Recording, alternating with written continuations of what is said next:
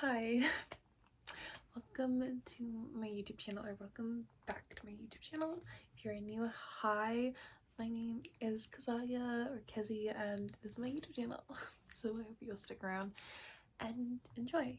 Anyways, sorry it's been a long time since I've last uploaded, but I'm here now. So today I decided I'm going to do something new, and that is going to be reading a book because I love books. If you didn't know that, I love books so much. I'm a huge bookworm. I've done some videos in the past about books, and I used to have a YouTube channel that was a booktube channel when I was in high school, like freshman year or something like that.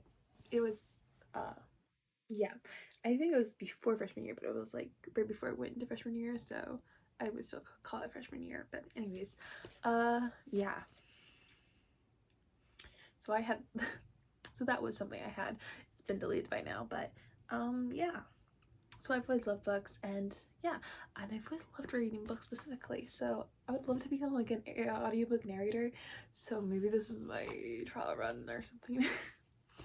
Anyways, I found this book at Barnes and Nobles, and I decided to pick it up because I love ghosts and creepy stuff, legends, and just all the creepy spooky things you can find. So I love it. So I'm really excited. This is Ghosts and Legends of Frederick County.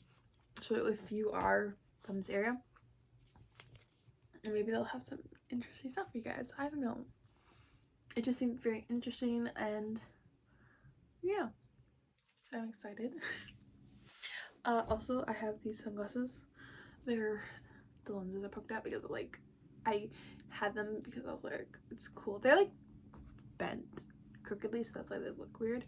So I don't wear them anymore, obviously, because they don't have the lenses in, because it's all crooked and stuff. I thought I don't know, I kind of like how my hair looks when I have like sunglasses and stuff.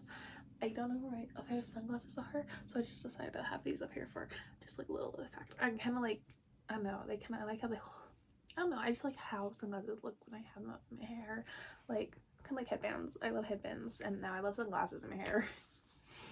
So yeah, yeah. So anyways, but yeah, anyways, I have a cup of tea with me. It's an apple cinnamon thing.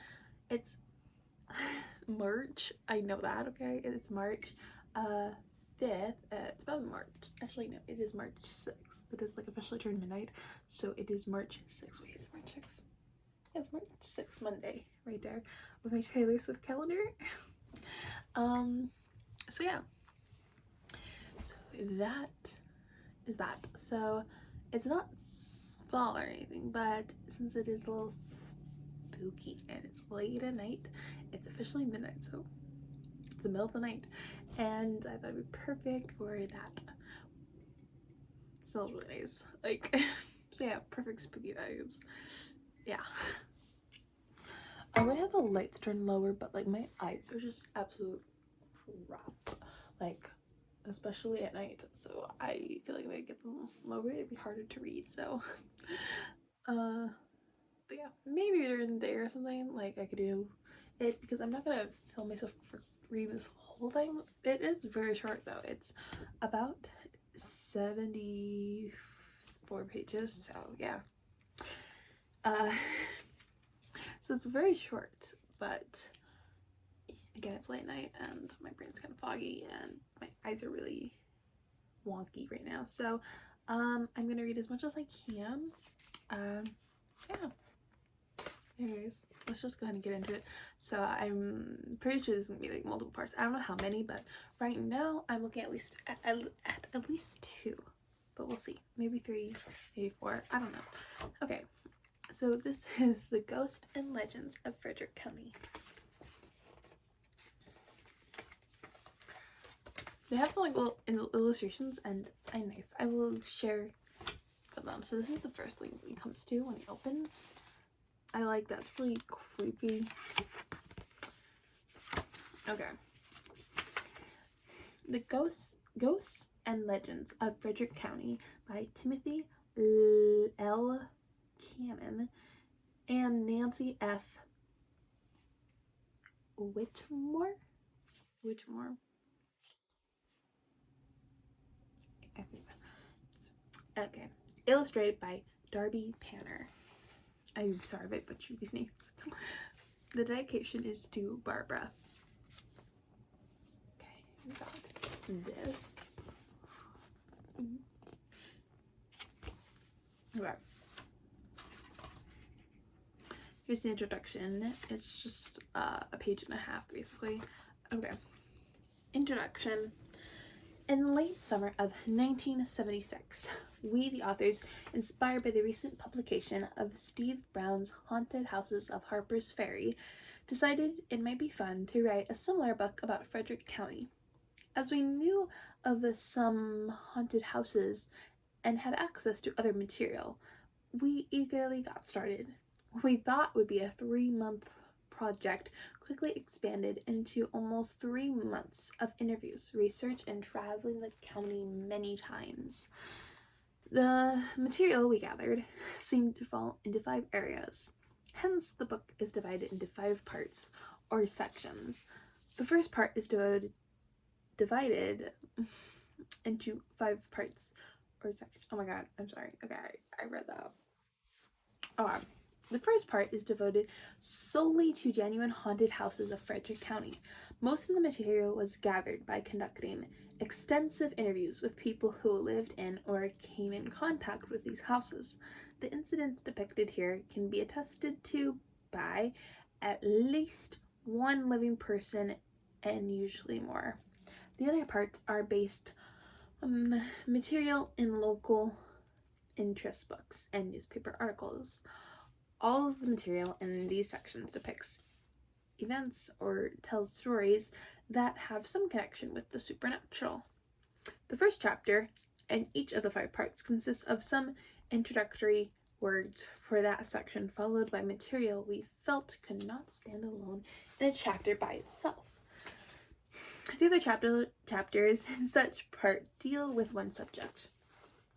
To our families, especially Nancy, Merck, and Chris, we wish to express our gratitude for their patience and understanding. We would also like to thank the following: the staff of the Middletown Valley Register, former News Post reporters Greg May and Nick Wood, Mrs. Ann Sheckelman, Steve Brown, Mrs. Nora Sheepley, and Tim Baldwin. Special thanks to our partner and friend Paul Farley of Studio 20 and Barbara Scott, for whom this book is dedicated. For the current printing in 2017 and beyond, we would like to thank Misty Morningstar for the new cover and design, and Joseph Sevrook. Oh my god, I'm so bad at these names. I'm so sorry.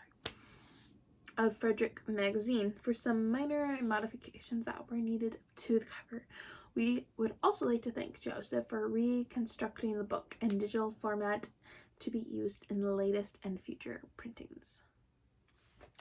So that's the end of the introduction. Okay, so now we are on to haunted houses. And just so you know, I've read the introduction, and I've read up to, because that's one's Local Haunts, The Ghost of A.B. Neb. I think that's it. Did I finish The Ghost of A.B. Neb? I don't know. I might have. I'm not sure, but I haven't read, but I'm pretty sure I finished it. Either way, I read either half of the story or I read the full story. So those are the 2 after the introduction. So those are the 3 that I have read. And yeah, so these first couple stories will be all my, like, I've already read them, so yeah. But the other ones I won't, so you'll like get to see my real reaction to those. But yeah, I'm thinking I'm probably just gonna do haunted houses for today's video. Yeah, I think that's what I'm going to do for this one. I'm just looking at the contents because I'm seeing how long we have. Haunted Houses Part 1. Yeah, it's 30 pages. So, oh yeah. And there's 5 parts. So, yeah. I'm going to do this. So, I guess it means that I'll probably do 5 videos. But we'll see. Maybe one time I'll be inspired and maybe read more, but I'm planning to just do a video for each part, so let's just get with it. Get on with it. Anyways, local haunts. Many great men have believed in the existence of ghosts or discreant.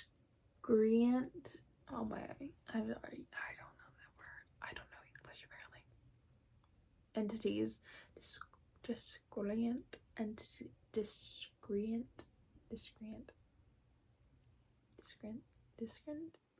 entities.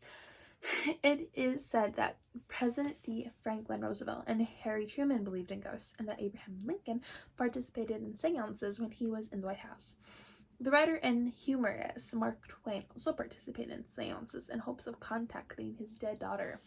Another writer, Sir Arthur Conan Doyle, and creator of Sherlock Holmes, became in later life a noted spiritualist and spent a great deal of time investigating spiritual manifestations.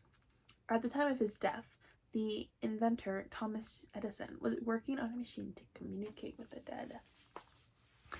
However, many people scoff at the thought of ghosts or haunted houses, but there is really nothing silly or insignificant about believing in them. I think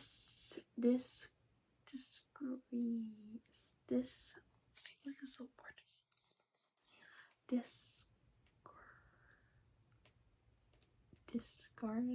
Discarnate ghosts,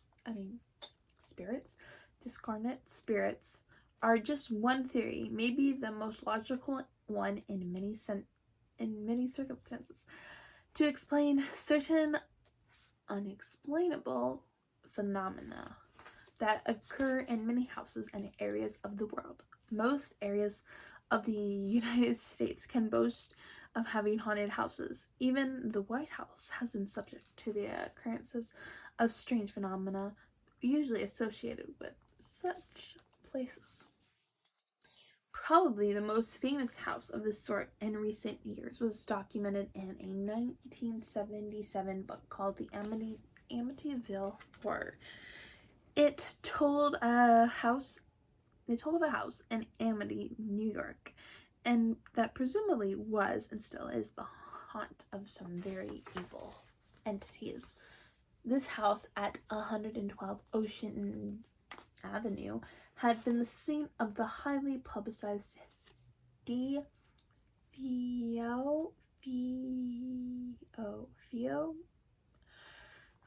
murders.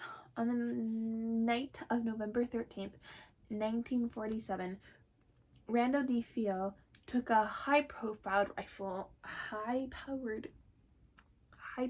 rifle and killed all 6 members of his family. Throughout the trial, DeFeo insisted that he had heard voices in the house and thought that God was talking to him. His attorney entered a plea of insanity, but he was judged sane, convicted and sentenced to 6 consecutive life terms for first-degree murder. When George and Kate Lutz bought the house, they thought they had found the house of their dreams. But after 28 terror-filled days of levitations, doors torn off hinges, and harassment by a strange headed figure, among other things, they abandoned the house for good, leaving their furniture and most of their clothes behind. Frederick County does not, to the best of our knowledge, possess a dwelling like the house at 112 Ocean Avenue, unless there are some interesting and colorful haunted... Oh my god, okay, I'm sorry. Nevertheless, that's what I'm gonna say. Nevertheless, there are some interesting and colorful haunted houses located in this area. A local psychic told us of a haunted house on Ballinger Creek Pike that he was investigating. He believed that the spirit was of an evil nature, but because the family that lived there accepted it, the spirit did nothing to harm them. However, sorry, there's something in my throat. Okay. However, it would become enraged. It would become enraged if anyone questioned its existence.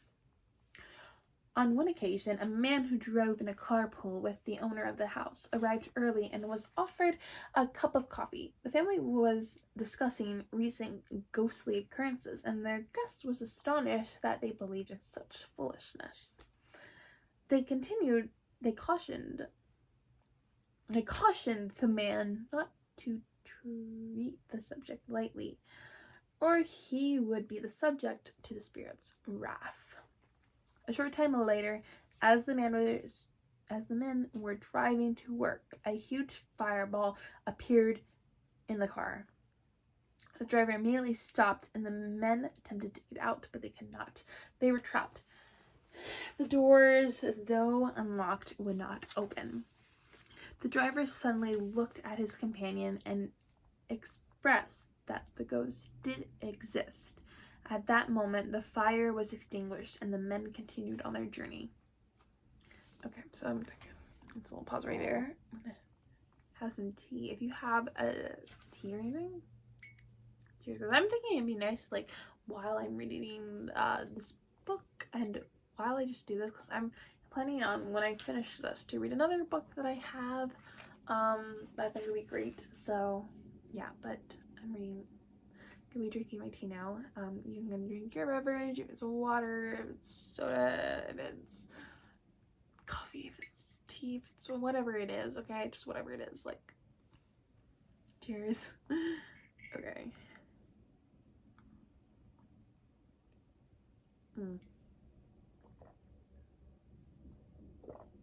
That is so good.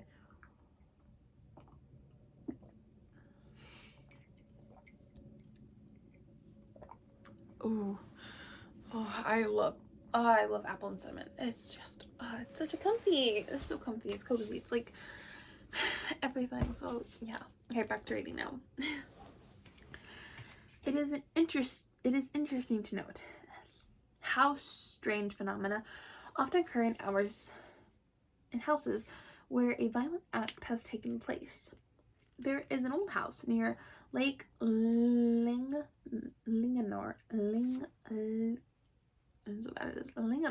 I think as I say Linganore, in which a slave girl is believed to have been raped and murdered many years ago. On at least one occasion, the present owner has been attacked by an unseen force.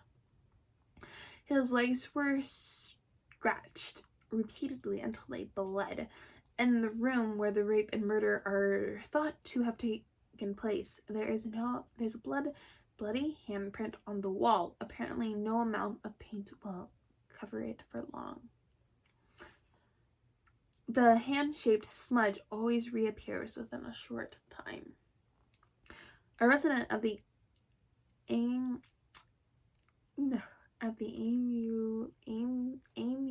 Lung Estates was sleeping silently after a very trying day. Her two small sons had been practically tiresome, romping through the house and getting into mischief. Suddenly, she was wakened by the sound of a child shrieking in the night, calling, "Mama, Mama!" She raced to the next room, not knowing what she would find. Much to her surprise, her children were sleeping peacefully. Nothing would indicate that the cries had come from them, yet she felt they were real. She hadn't dreamt them. Where had the strange cries come from? It wasn't until some years later that the housewife learned of others having similar experiences in Lung Estates, a development in the southern part of the county. The development was started after the completion of an archaeological dig conducted in 1963 and 1964. The dig was conducted in order to learn as much as possible about the American glass factory. Completed on the site in 1789. The glass factory is built by Frederick and Emulong shortly after he arrived in America from Bremen, Germany. Emulong and about 300 skilled immigrants built the factory and community of New Bremen Very little of the community and factory remained, but those conducting the dig were successful in learning about Mamulong's process and the everyday lives of the members of the new Burman community. Unfortunately, they were unsuccessful in their attempt to locate the cemetery. So just sorry about saying this guy's last name. Yulung. I don't know how to say it. And it's also the name of these states. So, yes. Anyways, sometime before the housewife's appearance, she and her husband watched a stray dog carry a bone from a pile of dirt near their home. Later, 2 human skulls were found. The 2 human remains unearthed in this particular spot were approximately 200 years old and were identified as a man of about 36 and a boy of 5 or 6. Apparently, they had been found apparently they had found the long sought after graveyard. It was after this unearthing that the eerie events started in several homes of Amulon estates. One resident of the development was repeatedly awakened by the screams of a child in the night. Each time she went to her daughter's room, she found the child sleeping soundly. Later, after falling asleep on the sofa, she was awakened by what sounded like children's blocks being dropped into a box. Again, she checked her children's room. As before, she found nothing but a sleeping child. Another resident had a similar experience, but each time she checked on her children, she found the nightlight in the bathroom had been turned off. At the time the incidents occurred, she believed that her children were responsible. Finally, she entered her oldest child's room and demanded that the tricks be stopped. The child awoke, protested her innocence, and then asked if she could please sleep somewhere else because someone kept pushing her out of bed. Several other families in the development have experienced this child ghost of Amulong, possibly the ghost of the child whose bones were unearthed and examined at the site of the new Burman cemetery. Landon is a large historic home located near Urbana. It contains 20 rooms. It is 100 feet long and 39 feet wide. The historic mansion was originally located on the shores of the this is gonna be another hard one.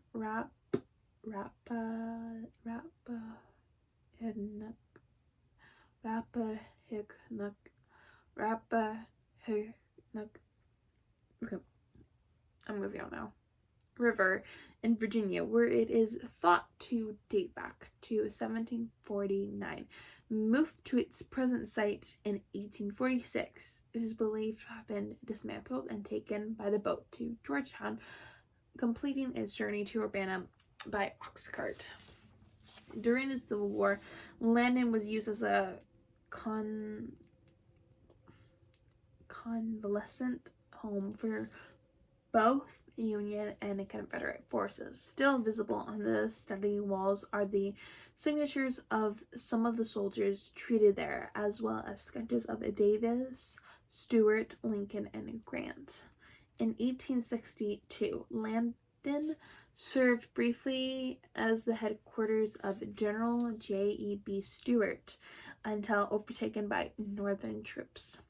During this time, Stuart was accompanied by Colonel.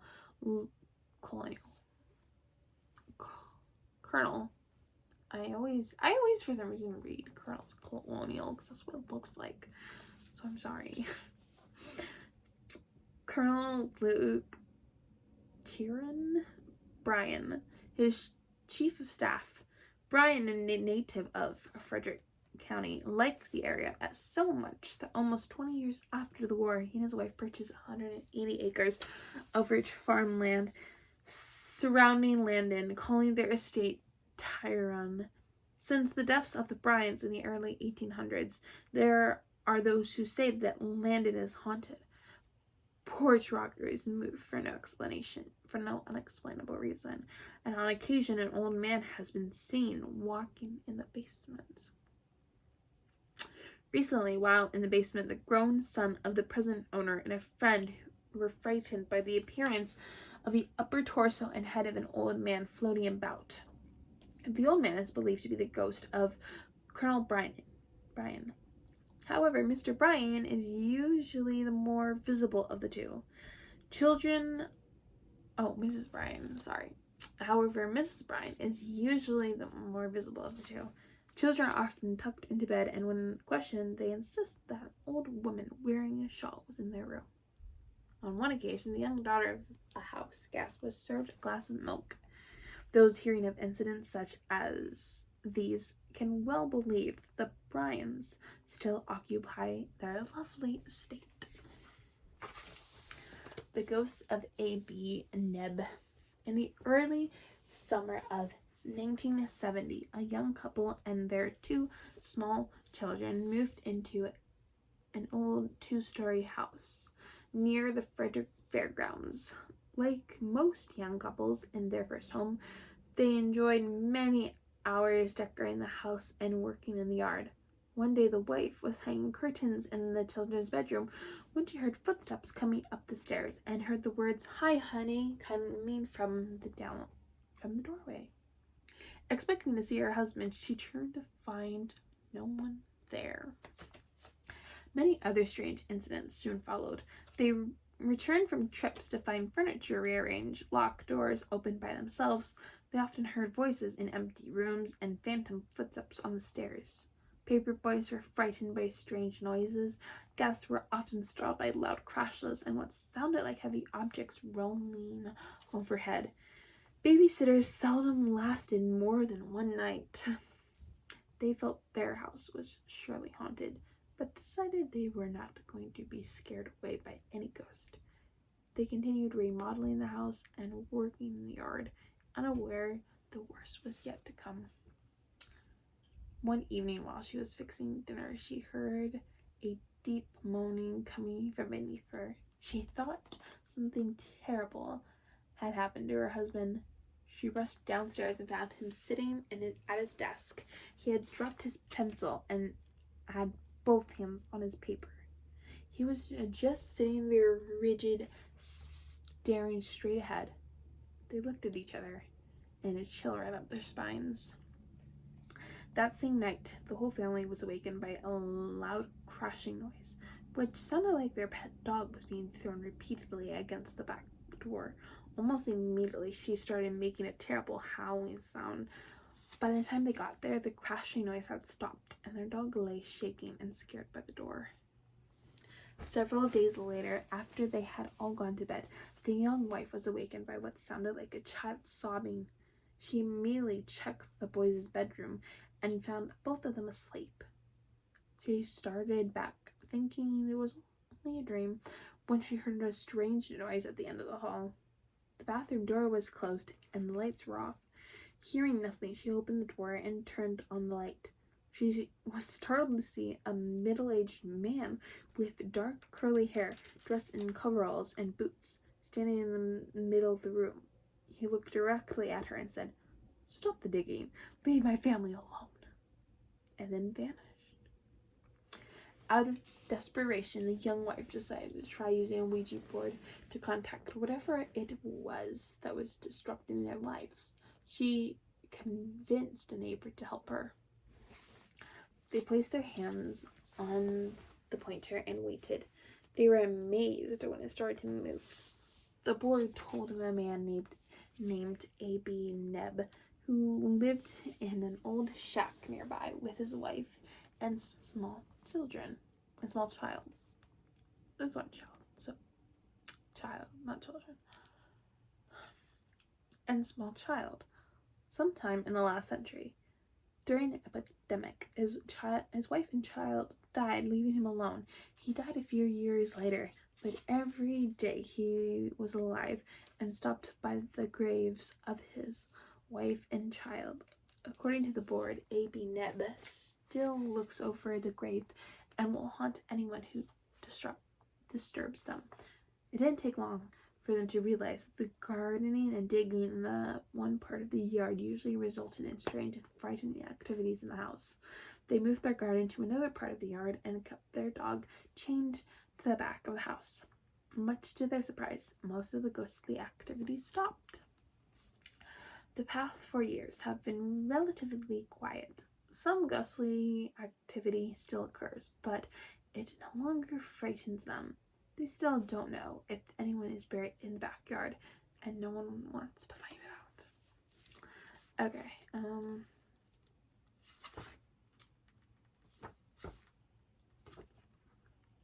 okay, wait.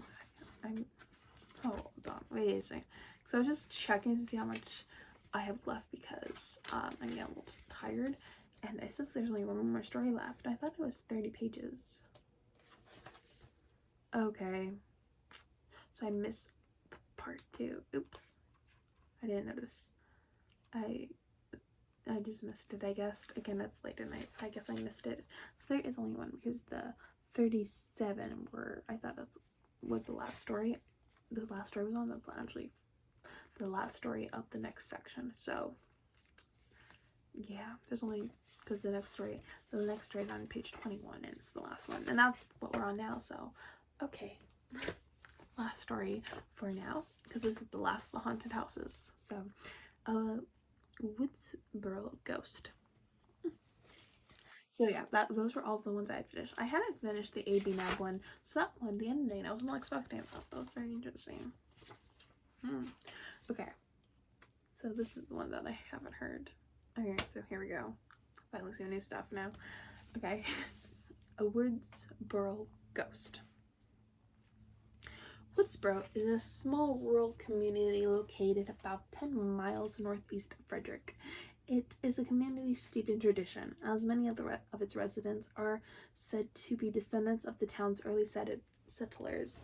Approaching Woodsboro from Walkersville, a rather scenic drive up Route 194. The first thing you notice is the Mount Hope Cemetery on the right. The town that follows is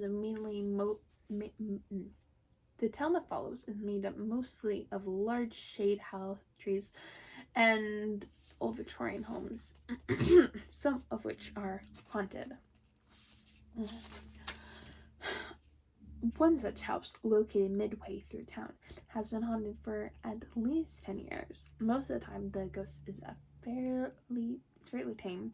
It is usually content to just open doors and curtains and sing in the kitchen, but every now and then something a little more startling happens. The present owner, Elizabeth, has been frightened more than one night by slamming doors and blood-curdling screams. Lately, she's been awakened by strange scratching noises on her bedroom door. One evening, while Elizabeth was smoking a cigarette in the kitchen, she was startled by the sound of the latch lifting on the door, leading to the upstairs hallway. As she watched the door open, and slowly she became aware of a human shape taking form on the stairs. Wait a second, I'm sorry, I had to pause with the picture that I just came across. Kind of freaked me out for a second. I was like, okay, anyways. Okay, I'm gonna go back a little bit. Let me just see. Okay. She had no desire to meet the specter and quickly slammed the door and left the room.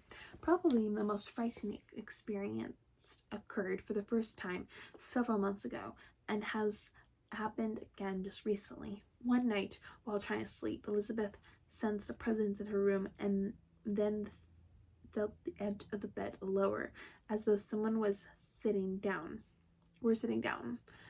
All she could do was keep her eyes tightly closed and pray until it went away.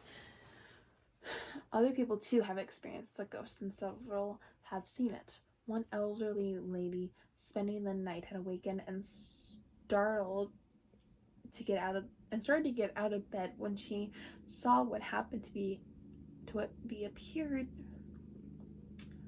when she saw what appeared to be a young woman with long black hair, dressed in a white gown, lying on the floor. Almost immediately, the apparition arose and stood before her. She couldn't get out of the room fast enough. The terrified woman spent the rest of the night locked in the bathroom, and has never spent a night in the house since. That is like some stuff out of a horror movie. Oh, this tea's so good. My throat's getting really dry, so I'm sorry if it sounds like different. I feel like it sounds different. Maybe it doesn't. And I know it's a little drier, more rough. Kind of cracking a little bit.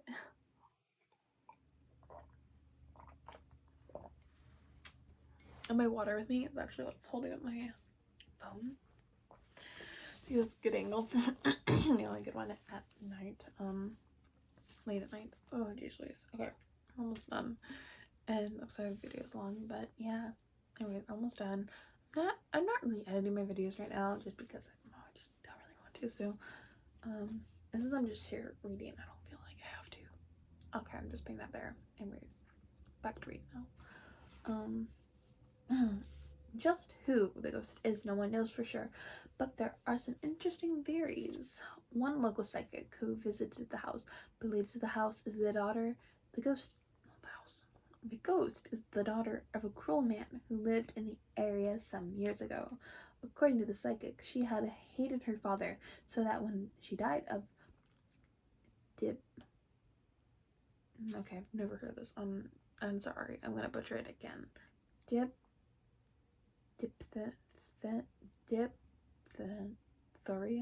Diphtheria. Her ghost stayed around to torment him. She bothered him so much that he eventually hanged himself from a large tree in what is now Elizabeth's backyard. According to the psychic, it is the hatred of her father that keeps her there still. Though neighbors do confirm that a man hanged himself in the backyard many years ago, former owners believe the ghost may be that of an elderly lady who died in the kitchen. They refer to their ghost as Miss Molly, whom they often heard singing in the kitchen. The singing was often accompanied by the smell of perfume. It is interesting to note that to this day, many strange occurrences still happen in the kitchen. Though Elizabeth is sometimes frightened by the ghost, and her home is often in need of repair, and she refuses to leave her Victorian surroundings, apparently the ghost, just like the faulty plumbing, has become just another problem to live with. So that is the end of the haunted houses section. So the next video, I don't know when I'll put it up, but whenever I get around to it. I don't know, I'm having a fun time. Maybe I'll do it tomorrow. I'm much more awake, so sorry again, but anyways, this is me. Next videos, legends and folklore. I'm excited. I love folklore and I love legends, and I'm so excited for that. So yeah, okay, so yeah. Okay, that's it. I will say on the last story, that was very interesting. I'm not expecting that stuff.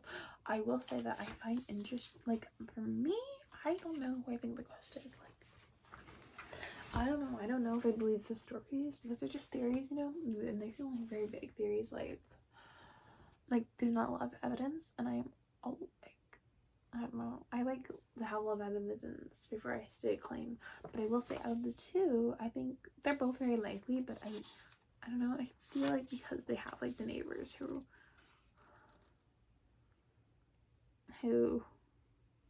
like, yeah, the guy did die that way, but, like, I don't know, it just doesn't seem like enough. I feel like it's interesting that this stuff happens in the kitchen, like there's constant stuff. So I think it's some type of, I think that's the closest theory to being true, the Miss Molly one. But even then I don't know if that's actually true, but I will go with that, I guess, because that's the only one out of the two that I think is the most likely. So I do think they both are, though, so I could be wrong, but I don't know. anyways, that is it for this video. If you like this video, you can like it if you want. You don't have to. You can subscribe if you want. You don't have to. I don't really care. You can do whatever you want, but I would like it if you did. But anyways, my bangs are just being a lot weird. My hair's just being weird in general. So yeah. Anyways, I'm going to go now.